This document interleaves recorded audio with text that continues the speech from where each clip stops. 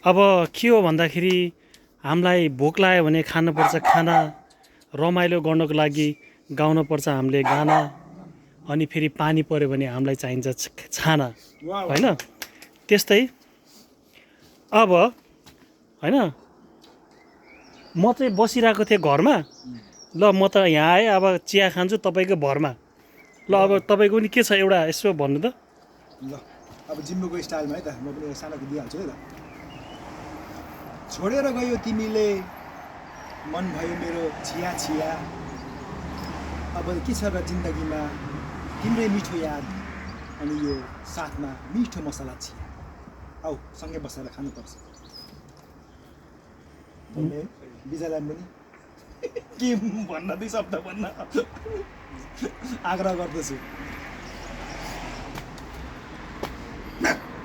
विजय भाइ के भयो? विजय भाइलाई होइन ल हजुर, हाम्रो युगेमा चियावाला दाइ भेटियो यहाँनिर हजुर।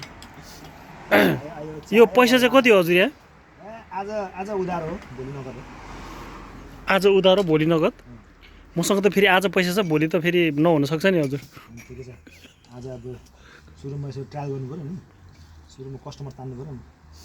कस्टमर आज सबैलाई फकाउनु पऱ्यो होइन, अनि त्यहाँदेखि आफूहरूले चाहिँ अब साह्रै मिठो छ यो दाइकोमा चिया भनेर चाहिँ यसो फैलाइदिनु पऱ्यो, गाउँमा हल्ला खेलाइदिनु पऱ्यो। अनि भोलिपल्टदेखि चाहिँ मेरो बिजनेस त्यसपछि के हुन्छ, बुम हुन्छ, बुम।